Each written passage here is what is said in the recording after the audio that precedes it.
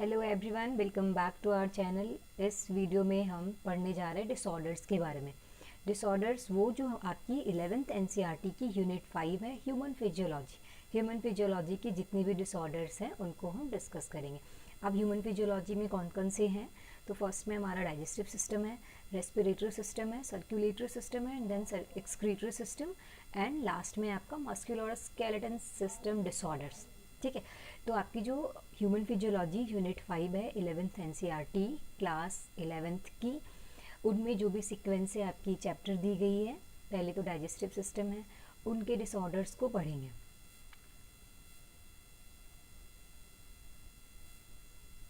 तो उनके डिसऑर्डर्स को पढ़ने के लिए तो सबसे फर्स्ट में आपका डाइजेस्टिव सिस्टम चैप्टर है। तो डाइजेस्टिव सिस्टम जो हमें पेट से रिलेटेड जो भी प्रॉब्लम होगी, जो भी बीमारी होगी, हम उसको देखेंगे। आप जब ह्यूमन फिजियोलॉजी पढ़ोगे उस चैप्टर के लास्ट में हर एक पेज पे दी गई है आपकी डिसऑर्डर्स दी गई है, और मैंने बस एनसीईआरटी कवर की है क्योंकि ये इम्पॉर्टेंट है। कहीं ना कहीं क्वेश्चंस आ ही जाते हैं, लेकिन एनसीईआरटी की लाइन्स में ही आती हैं, वैसे कुछ नहीं है, डिफ़िकल्टीज़ नहीं है, इधर उधर की बातें नहीं आती हैं उसमें, इसलिए मैंने बस एनसीईआरटी को कवर किया है। सो हमारा फर्स्ट में है digestive system, and then second one is respiratory system disorders. Disorders मैंने लास्ट में लिखा है। तो जो भी लंग्स से रिलेटेड प्रॉब्लम होगी वो देखेंगे। सर्कुलेटरी सिस्टम में कौन आ गई आपकी, हार्ट से रिलेटेड। हार्ट से रिलेटेड जो भी प्रॉब्लम होंगी वो क्या कहलाती है, सर्कुलेटरी सिस्टम डिसऑर्डर्स। अब एक्सक्रीटरी सिस्टम में क्या हो जाएगी, किडनी से रिलेटेड। एक्सक्रीटरी सिस्टम में क्या होंगी, किडनी से रिलेटेड जितनी भी बीमारी होंगी हम उनको देखेंगे, या कोई भी ऐसा सिम्टम्स और कोई प्रॉब्लम, वो हो गई आपकी एक्सक्रीटरी सिस्टम डिसऑर्डर्स। लास्ट में आपका मस्कुलर और skeleton system disorder. Muscular means क्या हो जाता है, मसल्स, ठीक है, और स्केलेटन इट मीन्स बोन। तो वैसी बीमारियों के बारे में देखेंगे, वैसी परेशानियों के बारे में देखेंगे जो मसल्स और बोन से रिलेटेड होंगी, तो वो क्या कहलाती है, मस्कुलर और स्केलेटन सिस्टम डिसऑर्डर्स। ठीक है, तो देखते हैं नेक्स्ट वीडियो, नेक्स्ट स्लाइड में। सबसे पहला है आपका ह्यूमन फिजियोलॉजी का सबसे फर्स्ट चैप्टर कौन है, डाइजेस्टिव सिस्टम। तो सबसे पहले हमने कवर करना है डाइजेस्टिव सिस्टम डिसऑर्डर्स को। तो डाइजेस्टिव सिस्टम डिसऑर्डर्स किससे रिलेटेड होंगी, देखो पेट से रिलेटेड है। ये इंसान कहाँ परेशानी झेल रहा है, तो पेट में परेशानी झेल रहा है। पहला है आपका क्वाशियोरकर और दूसरा है आपका मैरास्मस। इन दोनों बीमारी को, इन दोनों डिसऑर्डर्स को हम एक साथ लेकर चलते हैं। क्यों, क्योंकि बस दोनों के साइन एंड सिम्टम्स, दोनों के ट्रीटमेंट एक ही हैं, बस कुछ एक दो चीज़ की डिफरेंस है, वो हम डिफ्रेंशिएट कर लेंगे। तो जो क्वाशियोरकर डिजीज़ है और डिसऑर्डर्स हैं और मैरास्मस, दोनों ही क्या है, प्रोटीन डेफिशिएंसी की वजह से होती है। ठीक है, और ये दोनों क्वाशियोरकर और मैरास्मस जो है, दोनों बच्चों में ज़्यादा से ज़्यादा पाया जाता है। ज़्यादा से ज़्यादा नहीं, बच्चों में ही पाई जाती है ये डिसऑर्डर्स। ठीक है, बस क्वाशियोरकर क्या होती है, वो 1 साल से ज़्यादा के बच्चों में होंगी, child more than 1 year. And marasmus क्या होती है, जो 1 साल से कम एज के बच्चे होंगे, इन्फेंट होंगे, उसमें हो जाती है मैरास्मस। दोनों क्या है, देखो प्रोटीन डेफिशिएंसी की वजह से ये डिसऑर्डर्स होती है। अब ये देखो 1 साल के छोटे बच्चे में क्या ऐसी प्रोटीन की कमी आ गई, उनको क्या होता है कि ब्रेस्ट फीडिंग नहीं मिल पाती है, अच्छी डाइट नहीं मिल पाती है, ठीक है, या फिर उनकी माँ बीमार हो गई तो अच्छे से ब्रेस्ट फीडिंग नहीं कर पाती हैं। बहुत की होती है कि मिल्क प्रोडक्शन नहीं होता है, उसकी वजह से होते, तो बच्चे क्या होते हैं, कमज़ोर होने लग जाते हैं। ठीक है, आप देखोगे ये क्या होते हैं, माल न्यूट्रिटेड होते हैं, अंडर वेट होते हैं, इनका वेट ज़्यादा नहीं होता है, ये काफ़ी दुबले पतले होते हैं, और क्या होंगे, इनका पेट निकल जाता है बचपन में ही। ठीक है, स्वेलन एब्डोमेन हो जाता है और हाथ पैर क्या हो जाएंगे, काफ़ी सूखे होते हैं, तो ये क्या कहलाते हैं, माल न्यूट्रिटेड। अब इनका ट्रीटमेंट क्या है कि आप इनको प्रोटीनियस फूड दो, ठीक है, या फिर आप विटामिन रिच्ड, कार्बोहाइड्रेट रिच्ड, आप इनको क्या दो, फूड प्रोवाइड करो बच्चे को, बच्चे की इम्यूनिटी काफ़ी अच्छी हो जाएगी। Skin is dry with wrinkles. अब क्या होगी कि इन बच्चों के शरीर पे मांस ही नहीं होती है, तो जो भी होती है ये झुर्रियाँ आ जाती है बच्चों में, ठीक है, और बच्चे की ग्रोथ रुक जाती है इन दोनों डिसऑर्डर्स में। सो हमें बचपन से ही बच्चों का ख्याल रखना चाहिए, उनकी हर एक जो भी हमारे न्यूट्रिशन है उनको अच्छे से प्रोवाइड करानी चाहिए। थर्ड में आपकी जॉन्डिस। जॉन्डिस से हम काफ़ी ज़्यादा वाकिफ़ हैं। जॉन्डिस में क्या होता है, वो लिवर से रिलेटेड डिसऑर्डर्स होंगी, वो लिवर को अफेक्ट करते हैं। और इसमें क्या होती है, आईज और स्किन हमारी क्या हो जाती हैं, येलो हो जाती है due to deposition of bile pigments. Bilirubin की वजह से क्या होती है, ये जॉन्डिस हो जाती है। या तो ये ज़रूरी नहीं है कि एडल्ट में ही होंगे, बच्चों में ही होंगे, सब में हो जाते हैं। कोई अगर छोटा बच्चा है, या फिर कभी कभी देखो जन्म के साथ ही कुछ बच्चे को क्या हो जाती है, जॉन्डिस हो जाती है। तो वो भी क्या कहला, वो भी तो ये किस में हो सकती है, इन्फेंट, चाइल्ड और एडल्ट, किसी में भी ये डिजीज़ और ये डिसऑर्डर्स हो सकती है। ठीक है, तो इसके लिए भी क्या है ट्रीटमेंट, कि आप इसमें अच्छे से खाना पीना करो, प्रोटीनियस फूड खाना चाहिए, फाइब्रस फूड खाना चाहिए, तो ये इस डिसऑर्डर्स को हम रोक सकते हैं। थर्ड में है आपकी डायरिया। डायरिया में देखो क्या आता है, डायरिया का हिंदी में मतलब होता है दस्त, है ना। बच्चों को क्या हो जाती है, दस्त हो जाती है, बच्चे हो या बड़े हो, किसी को भी ये डिसऑर्डर्स हो जाती है। अब ये कैसे होता है, तो it is due to abnormal frequently bowel movement. या तो वॉमिटिंग होती है, या फिर क्या होता है, स्टूल पास होंगे, वो क्या होंगे, वाटरी ज़्यादा होंगे, ठीक है, और वो फ्रीक्वेंटली होंगे, जैसे नॉर्मल हम स्टूल पास करते हैं वैसे नहीं होंगे, और ये क्या होते हैं, नॉर्मल से ज़्यादा होगी। इसमें क्या होगी, नोजिया टेंडेंसी होगी। नोजिया टेंडेंसी इट मीन्स कि उनको क्या होगी, वॉमिटिंग टेंडेंसी आएगी, यहाँ की वॉमिटिंग लगेगी उन्हें, और ऐसा। इसमें क्या होता है, ये क्यों होते हैं, तो ये कभी कभी वायरस की वजह से भी होते हैं, और कभी कभी कंटामिनेटेड फूड और वाटर की वजह से भी ये होते हैं। कौन सी, तो डायरिया, दस्त। अगर आपको डायरिया से बचना है तो आप हमें क्या करो, रिहाइड्रेटेड रहो। हाइड्रेटेड इट मीन्स पानी पीते रहो, या आप अपने आपकी जो बॉडी की है इलेक्ट्रोलाइट बैलेंस को अच्छे से रखो, सॉल्ट कंसंट्रेशन हमारी बॉडी में बनी रहनी चाहिए। अब है थर्ड में कॉन्स्टिपेशन।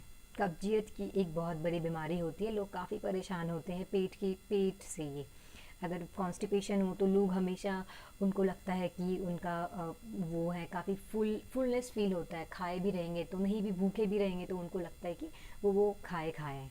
ठीक है, तो इसमें क्या होता है, कॉन्स्टिपेशन का बेसिकली मतलब होता है कि अगर आप एक वीक में अगर आप 3 बार से कम वॉशरूम आपको आ रहे, स्टूल पास हो रही है, तो वो कॉन्स्टिपेशन कहलाता है।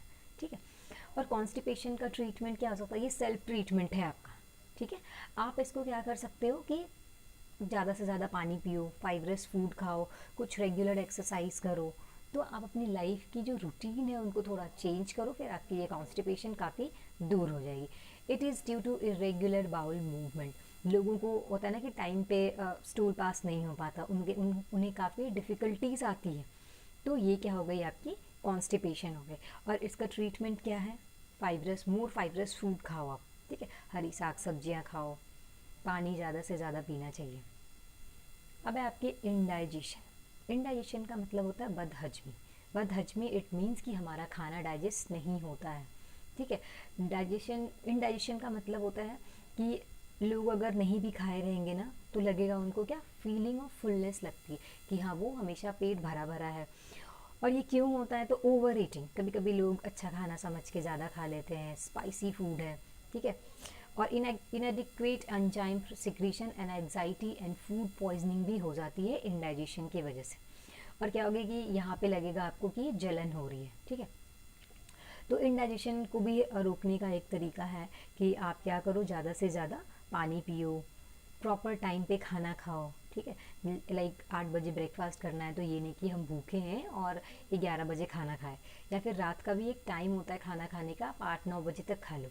अगर आप वही खाना 11-12 बजे रात के बाद खाओगे, तो आपको सुबह क्या होगी, इंडाइजेशन की प्रॉब्लम आएगी। तो जब आपको इंडाइजेशन होगी तो उसमें भी फील आएगा कि आपको नोज़िया की प्रॉब्लम है। ठीक है, तो नोज़िया का मतलब होता है कि आपको वॉमिटिंग की टेंडेंसी आनी। तो ये हो गई आपकी डाइजेस्टिव डिसऑर्डर्स। जो भी पेट से रिलेटेड आपकी प्रॉब्लम थी वो थी ये डाइजेस्टिव डिसऑर्डर्स। कौन कौन सी देखी, क्वाशियोरकर देखी, marasmus, jaundice, diarrhoea, constipation and indigestion, ये हो गई आपकी डाइजेस्टिव डिसऑर्डर्स। अब नेक्स्ट आपका क्या है चैप्टर, फिजियोलॉजी का क्या है आपकी, रेस्पिरेटरी सिस्टम डिसऑर्डर। तो हमने रेस्पिरेटरी सिस्टम डिसऑर्डर्स में क्या पढ़ा, तो लंग्स के बारे में पढ़ा, कैसे हम एक्सेल करते हैं, सांस लेते हैं, सांस छोड़ते हैं। ठीक है, तो वो कौन सा ऑर्गन आपका इन्वॉल्व है, नोज, और ये लंग्स, और रेस्पिरेटरी ऑर्गन क्या है हमारा, लंग्स। तो जो लंग्स में हमें डिफ़िकल्टीज आएंगी वो क्या होती है, रेस्पिरेटरी सिस्टम डिसऑर्डर्स। देखो निमोनिया है, ब्रोंकाइटिस है, अस्थमा है, एम्फाइजमा है, पल्मोनरी ट्यूबरकुलोसिस है, ठीक है। तो ये सारे क्या हो गए, आपकी प्रॉब्लम कहाँ कॉज करती है, आपके लंग्स में कॉज करेगी, है ना। तो ये सब इनको हम आगे डिटेल्स में देखेंगे। सबसे फर्स्ट में है आपका एम्फाइजमा। आप देखो कि रेस्पिरेटरी डिसऑर्डर्स की आप एक कॉमन सिम्टम्स यहीं पे समझ लो कि जो भी रेस्पिरेटरी डिसऑर्डर्स होंगे उनकी कॉमन सिम्टम्स होंगी कि वहाँ क्या होगी कि ब्रीदिंग में प्रॉब्लम आएगी आपको, ठीक है। रेस्पिरेटरी है तो वो बेसिकली क्या चीज़ है, सांस लेने और छोड़ने में आपको क्या होगी, प्रॉब्लम होगी, लंग्स में प्रॉब्लम होगी, ठीक है। तो ये एक कॉमन आपका साइन एंड सिम्टम्स होगा जितना भी रेस्पिरेटरी डिसऑर्डर्स होगा। आप देखना भी कि हर एक बीमारी में ये मेंशन्ड होगा कि आपको डिफ़िकल्टी इन ब्रीदिंग, ठीक है। तो सबसे पहला है आपका कि emphysema, it is a chronic disorder. ये क्या है, क्रॉनिक डिसऑर्डर्स है। इसमें क्या होता है कि लंग्स अफेक्टेड होता है, ठीक है, लंग्स अफेक्टेड होता है। इसमें क्या हो जाएंगे, लंग्स में जो ये एल्वियोलाई हैं, ये देखो एल्वियोलाई बलून्स लाइक जो स्ट्रक्चर होंगे वो क्या होते हैं, अफेक्टेड हो जाते हैं। जो बलून्स लाइक स्ट्रक्चर है वो क्या हो जाएंगे, अफेक्टेड हो जाएंगे। तो वो बलून्स में ही क्या होता है, एयर का एक्सचेंज होता है। तो जब हमें एयर के एक्सचेंज वाले पार्ट्स में ही जब हमें प्रॉब्लम होगी तो ऑब्वियसली है हमें क्या होगा, डिसऑर्डर आने लगेगी और वो कोई बीमारी हमें कॉज करेगी। तो ये हो गई आपकी। और ये क्यों होता है, तो सिगरेट स्मोकिंग की वजह से। सिगरेट स्मोकिंग, सिगरेट स्मोकिंग, तो इसमें क्या करना चाहिए, अवॉइड सिगरेट स्मोकिंग। और क्या होंगी, हमें शॉर्टनेस ऑफ ब्रीथ होगी, हम सही से सांस नहीं ले पाएंगे। और एक इम्पॉर्टेंट पॉइंट है कि alveoli damage to respiratory surface reduce and move residual air sac. अब रेसिडुअल एयर क्या होता है कि जब हम सांस लेते हैं और जब हम सांस छोड़ते हैं तो जितना भी हमने एयर अंदर लिया है, ठीक है, जो भी हमने एयर अंदर लिया है और जब हम बाहर छोड़ते हैं तो सारी की सारी गैस हमारी बाहर, जो एयर है वो बाहर नहीं आती। कुछ एयर है हमारे एल्वियोलाई में जाके हमेशा प्रेजेंट होते हैं, वो क्या कहलाता है, रेसिडुअल एयर, ठीक है। तो जब हमारा एल्वियोलाई ही डैमेज होने लगेगा, वो रेसिडुअल एयर कहाँ प्रेजेंट होता है, एल्वियोलाई में, क्योंकि गैसेस एक्सचेंज कहाँ होता है हमारा, एल्वियोलाई में। तो गैसेस कहाँ जाके प्रेजेंट होगा, ऑब्वियस सी बात है, एल्वियोलाई में। तो जब आपका गैसेस एक्सचेंज वाला जो पार्ट है एल्वियोलाई ही डैमेज होगा तो वो क्या करेगा, रेसिडुअल एयर को उतनी जितनी उसकी कैपेसिटी है उतना ज़्यादा वो स्टोर नहीं करके रख पाएगा। तो ये क्या करता है, एक प्रॉब्लम क्रिएट करता है। अब है अस्थमा। अस्थमा से हम काफ़ी ज़्यादा वाकिफ़ है, बहुत लोगों को अस्थमा की प्रॉब्लम होती है, ठीक है। अस्थमा अटैक भी आता है लोगों को, क्यों, क्योंकि क्या होती है, इसमें भी क्या होगी, आपको ब्रीदिंग में प्रॉब्लम होगी, ठीक है। तो ये भी क्या हो गई आपकी, ब्रीदिंग में प्रॉब्लम होगी, कफ बनेगी, ठीक है, स्नीचिंग होगी एंड चेस्ट पेन होगा। और अस्थमा क्या है, एलर्जी है, ठीक है, अस्थमा इज़ एन एलर्जी। तो आपको अगर अस्थमा की बीमारी है तो आप डस्ट पार्टिकल्स से बचो, पॉलन ग्रेन्स वगैरह से बचना चाहिए, ठीक है। धूप से भी बच सकते हैं आप, ठंड से भी बच सकते हैं, तो आपको अस्थमा में काफ़ी रिलीफ मिलेगी। अब क्या है, it is due to inflammation और स्पाज्म इन मसल्स। स्पाज्म का मतलब होता है पेन, और कॉन्ट्रैक्शंस इन मसल्स होंगे, ठीक है। जब वो मसल्स कॉन्ट्रैक्शन और रिलैक्सेशन होगा तो क्या होता है, चेस्ट में पेन होगी, वो जो लंग, ठीक है, मसल्स जो होंगे ब्रोंकियाई एंड ब्रोंकियोल्स, उसमें क्या हो जाएंगी, आपकी पेन होगी। इसमें इन्फ्लेमेशन है तो इसकी ट्रीटमेंट क्या हो सकती है, एंटी इन्फ्लेमेटरी ड्रग आप यूज़ कर सकते हैं। थर्ड में है आपकी हिकअप। हिकअप का मतलब होता है हिचकी, ठीक है। और हिचकी कोई बीमारी नहीं है, हिचकी तो नॉर्मल लोगों को आती है, ये कोई बीमारी नहीं है। इसको आप डिसऑर्डर्स, जस्ट ये क्या है, साइन सिम्टम्स है, ठीक है। तो हिचकी क्या होता है, इम्प्रॉपर मूवमेंट ऑफ डायफ्राम की वजह से होता है। क्यों, क्योंकि जब भी हम रेस्पिरेशन में रेस्पायर करते हैं तो डायफ्राम का काफ़ी बड़ा रोल है। वो हमें क्या करता है, ऐसे अपलिफ्ट और अप डाउन करने में हेल्प करता है हमारे लंग्स को, ठीक है। तो ये काफ़ी बड़ा एक सपोर्ट है डायफ्राम। तो जब डायफ्राम का ही इम्प्रॉपर मूवमेंट हो जाता है उसकी वजह से क्या होती है, हिचकी आती है, ठीक है। और हिचकी क्या हो गई, जल्दी कभी कभी खाने पीने से जल्दी अगर आप खाना खा रहे हो, जल्दी से पानी पी रहे हो तो उसमें क्या होती है, हिचकी आ जाती है, ठीक है। तो it is jerky incomplete inspiration और इनहेलेशन, ठीक है। तो अगर हम जल्दी जल्दी सांस ले रहे हैं, जल्दी जल्दी खाना खा रहे हैं, पानी पी रहे हैं, तो उसकी वजह से हमें हिचकी आती है। हिचकी से डरना नहीं चाहिए। अगर आपको हिचकी रेगुलर आ रही है तो आप ठंडा पानी लो, या फिर पानी में आइस क्यूब डाल के आप क्या करो, गार्गिल करो, तो हिचकी आपकी चली जाएगी। और जनरल लोग कहते भी है कि थोड़ी देर के लिए आप अपनी सांस को रोको, जितनी देर आपकी कैपेसिटी है, जितनी देर आप रोक सकते हो, लाइक दिस, तो आपकी हिचकी क्या होगी, चली जाएगी। तो हमने क्या देखा, एम्फाइजमा, अस्थमा, हिकअप, ये सारी क्या है, रेस्पिरेटरी डिसऑर्डर्स। अब है यॉर्निंग। यॉर्निंग का मतलब होता है उबासी, ठीक है। तो उबासी क्यों आती है, it is due to low PO2 in body. जब हमारी बॉडी में ऑक्सीजन की मात्रा कम हो जाती है तो हम ज़्यादा से ज़्यादा क्या लेते हैं, उबासी लेते हैं, ठीक है।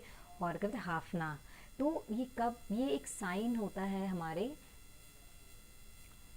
ये एक साइन है कि हम क्या हैं, थके हुए हैं, हमें काफ़ी थकावट है। और बेसिकली जनरली हम जॉइनिंग तब करते हैं सोने से पहले और सोने के बाद। जब हमें सोना होता है तो ना काफ़ी उबासी आती है, तो लोग कहते हैं चलो सो जाते हैं, ठीक है। और उठने के बाद भी हमें क्या होती है, उबासी होती है। इट मीन्स ये क्या है, एक साइन है आपकी टायर्डनेस की। अगर आपको ज़्यादा उबासी आ रही है तो समझो आप क्या हो, आप ज़्यादा थके हुए हो। अब ये एक है हाइपोक्सिया। हाइपोक्सिया में क्या होती है, ये भी एक नॉर्मल सी है, ये कोई बहुत सारी बड़ी बीमारी नहीं है। इसमें भी क्या होता है कि हमारी बॉडी में जो टिश्यू है, हमारी बॉडी के टिश्यू को जितना O2 की ज़रूरत होती है उतनी सप्लाई नहीं मिल पाती है, जिसकी वजह से क्या होती है, हाइपोक्सिया डिसऑर्डर होने लगती है। और इसमें भी क्या कहते हैं, ये सिगरेट स्मोकिंग की वजह से होती है। तो हमें अवॉइड करना चाहिए स्मोकिंग को। या कोई भी इंसान हो जो रेस्पिरेटरी डिसऑर्डर को झेल रहे हैं या रेस्पिरेटरी डिसऑर्डर से ग्रसित हैं, उनसे तो विनती है कि आप स्मोकिंग ना करें, वैसी कोई नशा की चीज़ ना करें, क्योंकि वो डायरेक्ट कहा जाती है हमारे लंग्स को अफेक्ट करती है, ठीक है।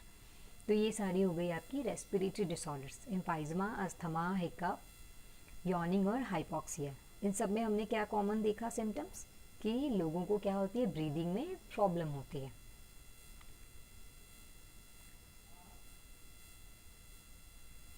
अब है आपकी सर्कुलेटरी सिस्टम डिसऑर्डर्स। अब सर्कुलेटरी सिस्टम पढ़ा होगा आपने, तो उसमें कौन सा बॉडी पार्ट्स को पढ़ना है, तो हार्ट को पढ़ा होगा आपने, हार्ट पढ़ा होगा। तो हार्ट में जो भी प्रॉब्लम होंगी वो क्या हो जाती है, सर्कुलेटरी सिस्टम डिसऑर्डर्स। कौन कौन सी देखा होगा आपने, heart attack, heart failure, cardiac arrest, CAD देखा होगा, एंजिना पेक्टोरिस होती है, ठीक है। तो हार्ट क्या है, मायोजेनिक होता है। इट मीन्स कि ये मसल्स का बना होता है। हार्ट क्या होता है, मस्कुलर होता है, ठीक है। चलो इसको देखते हैं हम, सर्कुलेटरी सिस्टम डिसऑर्डर्स को देखेंगे। सबसे पहला है हाइपरटेंशन। नाम से ही हो रहा है hyper, it means high blood pressure हो जाता है। इसमें क्या होता है, हाई ब्लड प्रेशर कंडीशन, इन विच इसमें क्या हो जाएगा, हार्ट, किडनी, ब्रेन, ये सब क्या हो जाएंगे, अफेक्टेड होंगे, ठीक है। तो CAD क्या होता है, कोरोनरी आर्टरी डिजीज़, ये भी एथेरोस्क्लेरोसिस है ना, इसको बोलते हैं। In this disorder deposition of cholesterol. अब इसमें क्या हो जाएगा, जो हमारा जो कोरोनरी आर्टरी है, हमारे जो हार्ट में जो क्या होता है, आर्टरी और वेन होता है ना। तो ये क्या है, कोरोनरी आर्टरी। आप यहाँ से भी रिलेट कर सकते हैं कि जो कोरोनरी आर्टरी है उसमें किसका डिपोजिशन हो जाता है, कोलेस्ट्रॉल, फैट, कैल्शियम, ठीक है, जिसकी वजह से हमको क्या परेशानी झेलनी पड़ती है, ठीक है। अब आपकी एंजिना पेक्टोरिस। एंजिना का मतलब, एंजिना पेक्टोरिस है एक्यूट चेस्ट पेन, ठीक है। ये क्या हो गई, एक्यूट चेस्ट पेन होगी, जिसकी वजह, इसमें क्या होता है कि हमारे जो हार्ट की मसल्स हैं, हमने क्या पढ़ा है कि हार्ट हमारा क्या है, मायोजेनिक है। हार्ट हमारा क्या होता है, मायोजेनिक इट मीन्स क्या होता है कि वो मसल्स का बना होता है, मसल्स उसका ऑरिजिन होता है। तो हमारी बॉडी में तो appear when no enough oxygen reaching to heart muscles. ये तब होती है, ये डिसऑर्डर तब होती है, लोगों को डिफ़िकल्टी तब आती है जब हमारे हार्ट की मसल्स को एनफ ऑक्सीजन नहीं मिलती है। आप कहीं भी देख लो, अगर आपको थोड़ी सी भी ऑक्सीजन की प्रॉब्लम होती है तो हमारी बॉडी काफ़ी ज़्यादा घबराहट में चली जाती है, ठीक है। फिर तो ये तो हार्ट है, हार्ट को क्या चाहिए, हमेशा प्रॉपर ऑक्सीजन चाहिए। तो ये कॉज क्या करता है, जब हमारी हार्ट मसल्स को ऑक्सीजन नहीं मिल पाता है, कौन से डिसऑर्डर कॉज करते हैं, angina pectoris, it means acute chest pain होगा हमें, ठीक है। अब है heart attack. Suddenly damage of cardiac tissue due to inadequate blood supply to heart muscles. अब क्या होगा, हार्ट का काम क्या होता है, ब्लड पंपिंग। तो जब हमारे हार्ट मसल्स को जितनी ब्लड की ज़रूरत है उतनी नहीं मिल पाएगी तो क्या हो जाएगी, हमें हार्ट अटैक आ सकता है। तो ये क्या होता है, मायोकार्डियल इन्फेक्शन भी बोलते हैं इसे। अब है आपका हार्ट फेल्योर। हार्ट फेल्योर क्या होता है कि जब हम हार्ट का सबसे पहला काम क्या देखा हमने, पंपिंग ऑफ ब्लड। तो जब हार्ट फेल्योर तब होता है जब हमारी बॉडी को जितनी नीड है ब्लड की उतनी नहीं मिल पाती है, तो क्या होता है, हार्ट फेल्योर हो जाती है। The state of heart when it is not pumping blood effectively to fulfil the need of body. जब हमारा हार्ट क्या होता है, बॉडी को जितनी ब्लड की ज़रूरत है उतनी पूर्ति नहीं कर पाता है, तो क्या होता है, हार्ट फेल्योर हो जाएगा। ठीक है। अब है आपका हार्ट ब्लॉक। हार्ट ब्लॉक का मतलब क्या समझ रहे हैं, हार्ट का क्या काम है, पंपिंग। तो उसमें क्या है, वेन्स हैं, आर्टरीज हैं। तो वहाँ क्या हो जाएगा कि कुछ इम्पल्स कंडक्शन में क्या हो जाएगी, ब्लॉकेज आ जाएगी। ठीक है, ब्लॉकेज मीन्स क्या हो गई, क्लॉटिंग ऑफ ब्लड हो सकता है, कुछ ब्लॉकेज आ गई जिसकी वजह से हार्ट क्या करेगा, ब्लड पंप अच्छे से नहीं कर पाता है, तो क्या हो गई, वो हार्ट ब्लॉक हो जाएंगे। ठीक है, जिसकी वजह से हमें क्या होगी, डिफ़िकल्टी होगी, लोगों की डेथ भी हो जाती है वैसे अगर हार्ट में ज़्यादा से ज़्यादा आपको प्रॉब्लम हुई तो। अब है आपका कार्डियक अरेस्ट।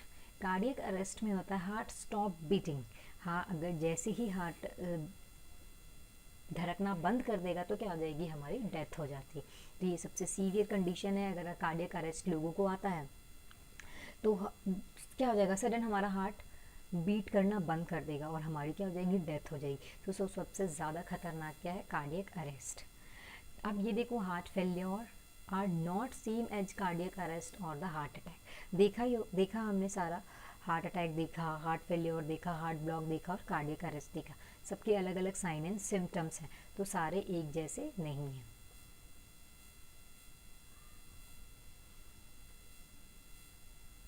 अब है आपकी excretory system disorders. Excretory system में आपने क्या पढ़ा है, किडनी के बारे में पढ़ा है।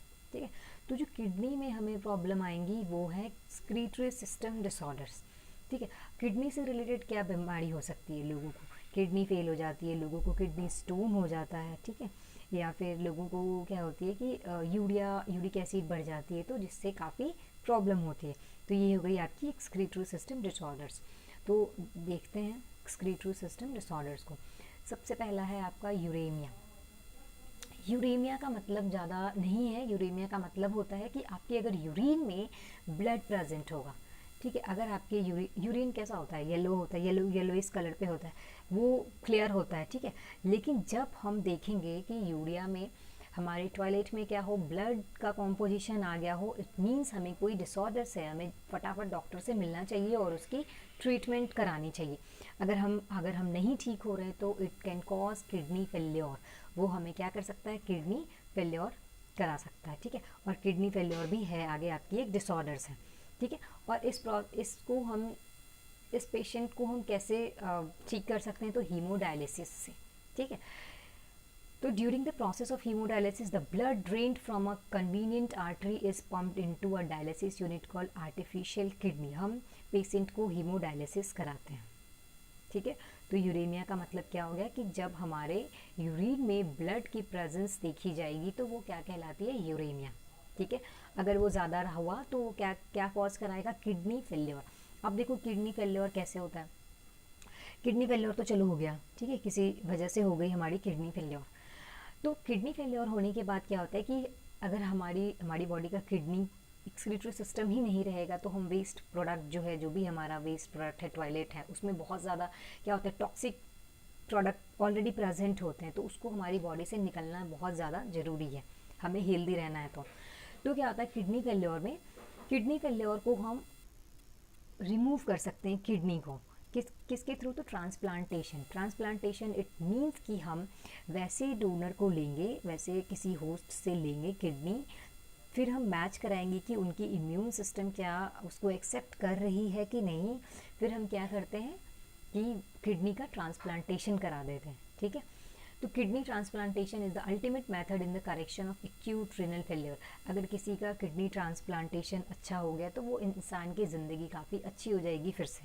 ठीक है, अब है देखो रीनल कैलिकुलाई, स्टोन और insoluble mass of crystallized salt.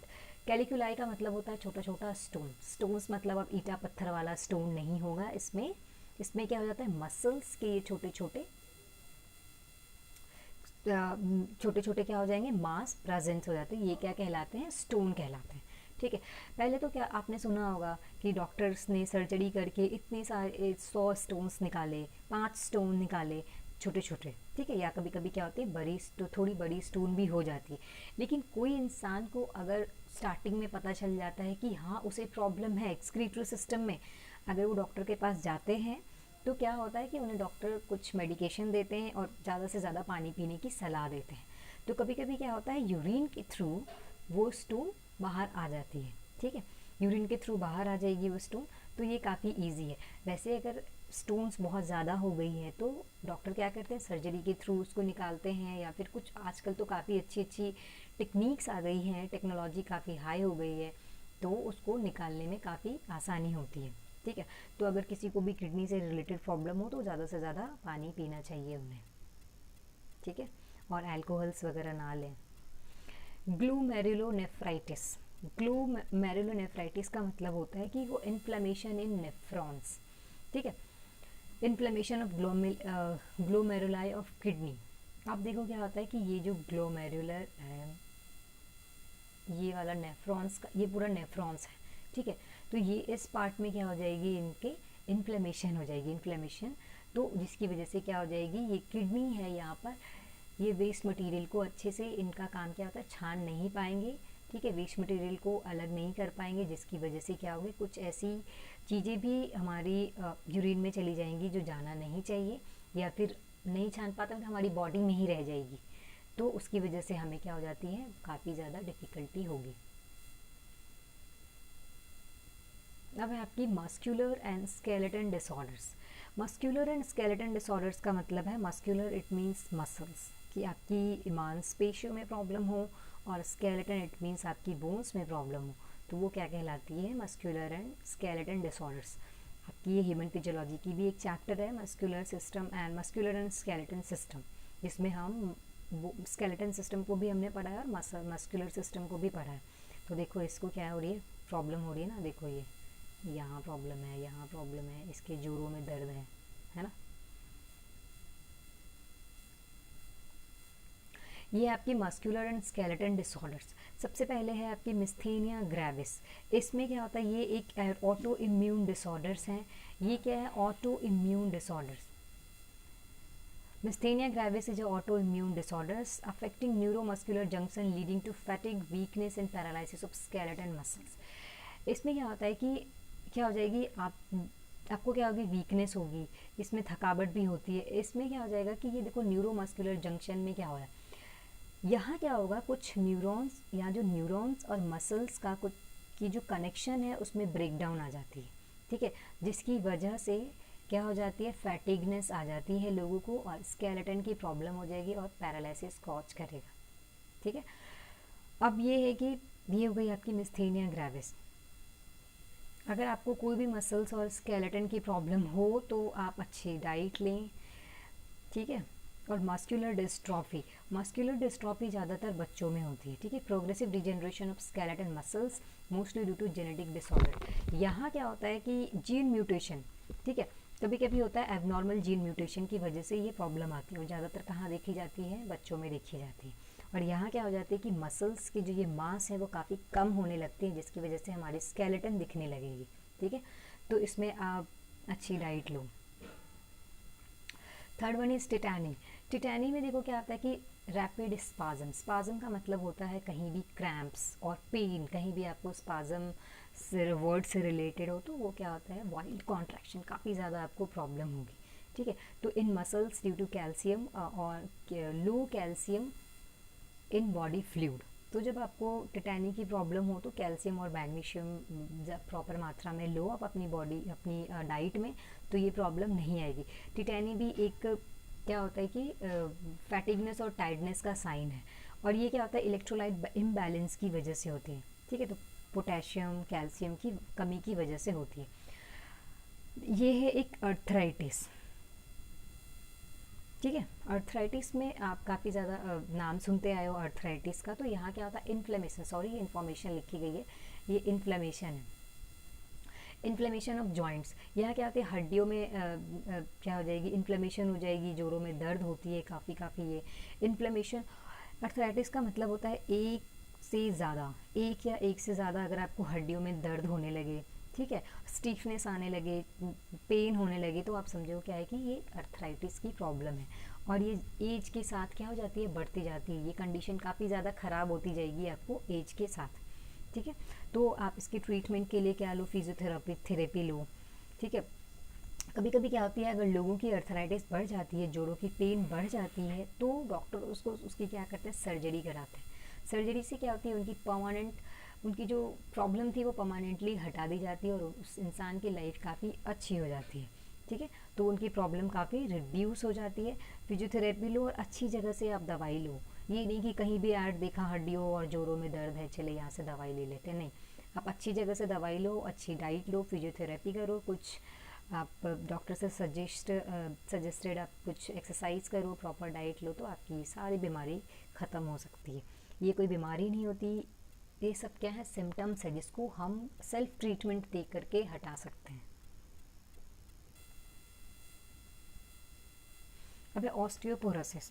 Osteoporosis में क्या होता है, ऑस्टियो इट मीन्स क्या होता है, बोन्स, पोरोसिस का मतलब होता है पोर्स, तो हमारे बोन्स में pores like structure, pores cause होने लगेंगे, ठीक है। तो जिसकी वजह से ये क्या हो जाते हैं, ऑस्टियोपोरोसिस। इसमें क्या हो जाएगा, बोन्स हमारा वीक होने लगे, आप देखो किसी भी चीज़ में, ये कोई भी चीज़ है, इसमें क्या होने लगे, पोरस होने लगेगी, पोर्स होने लगे, तो ये क्या ऑब्वियसली वीक हो जाएगा, इसको हम आसानी से तोड़ सकते हैं, इनका ब्रेक डाउन हो सकता है। तो bones become weak and brittle. Many people have, किसी किसी लोगों को ये इनकी सिम्टम्स नहीं दिखाई पड़ती। कभी कभी क्या होता है, वो लोग जब उनका फ्रैक्चर होता है तब उनको समझ में आती है कि हाँ यार हमारा ऑस्टियोपोरोसिस हो जाती है। तभी तो ये भी एज रिलेटेड डिसऑर्डर्स हैं, ठीक है। एज रिलेटेड डिसऑर्डर्स का मतलब है कि देखो कि आप थोड़ा सा लोग बूढ़े होने लगते हैं तो लोग कहते हैं अरे इनके हड्डियों में दर्द है, इनका तो सर्जरी भी मुश्किल नहीं, पॉसिबल नहीं है, ठीक है। तो पॉसिबल क्यों नहीं होता, क्योंकि एज के साथ साथ क्या होते हैं, हड्डियाँ भी कमज़ोर होने लगती है, तो हमें कैल्शियम, मैग्नीशियम, पोटेशियम से इनरिच्ड फूड खाना चाहिए, दूध पीनी चाहिए, ठीक है। और ये ज़्यादातर कहाँ देखी जाती है, लेडीज़ में देखी जाती है, क्योंकि decrease level of oestrogen is a common cause. ये देखो क्या होता है कि 45 के बाद जब लेडीज़ में क्या होती है, मेनोपॉज की कंडीशन आती है, जब उनका पीरियड होना बंद हो जाता है, तो हमारा जो हार्मोन में काफ़ी एक्सचेंज होता है। जब हम प्यूबर्टी एज में पहुंचते हैं तभी भी हमारे बॉडी में काफ़ी हार्मोनल चेंजेस आते हैं, और जब हम मेनोपॉज में जाते हैं तभी भी हमारी बॉडी में काफ़ी हार्मोनल चेंजेस आती है, जिसकी वजह से हमें भी प्रॉब्लम होती है, जैसे कि ऑस्टियोपोरोसिस हो गई, तो वो oestrogen is a common cause, ठीक है। तो इसके लिए आप मेडिकेशन कराओ, हेल्दी डाइट लो, एक्सरसाइज करो, है ना, वेट गेनिंग का, वेट बियरिंग फूड डाइट लो, है ना। अब है एक गॉट, इन्फ्लेमेशन, सॉरी यहाँ भी इन्फ्लेमेशन होगा, मेरी मिस्टेक है ये, इन्फ्लेमेशन,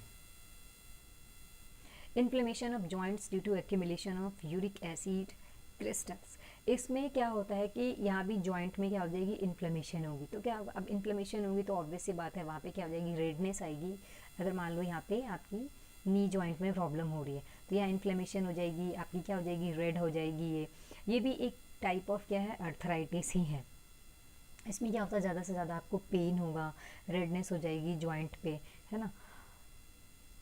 और ये क्या हो जाता है, इसमें accumulation of uric acid crystals, इसमें क्या होता है, छोटे छोटे स्मॉल क्रिस्टल्स आ जाते हैं हमारे यूरिक एसिड यूरिन में, ठीक है। क्रिस्टल्स हो जाता है जब हमारा नेफ्रॉन्स क्या होता है, उसमें नेफ्रॉन्स में क्या हो जाएगी, नेफ्रॉन्स का काम होता है कि कुछ प्रोटीन्स को ऊपर रखना, लेकिन यहीं पे प्रॉब्लम हो जाएगी, जिसको ये प्रोटीन्स थोड़ी क्या होती है, बड़ी होती है, तो इसको ये छान नहीं पाएंगे, फिल्टर नहीं कर पाते हैं, तो ये प्रोटीन्स हमारी यूरिन में आ जाते हैं, जिसकी वजह से हमें काफ़ी प्रॉब्लम होती है, जिसकी वजह से कौन सा बीमारी हो जाती है हमें, तो गॉट, ठीक है, गठिया बोलते हैं ना जिसे, गठिया, तो यही है आपकी गॉट। कभी कभी ज़्यादा से ज़्यादा प्रोटीन खाने से भी होती है कि आप ज़्यादा से ज़्यादा प्रोटीन ही ले रहे हो, तो इसकी वजह से भी ये गॉट की प्रॉब्लम होती है, गाउट, सॉरी।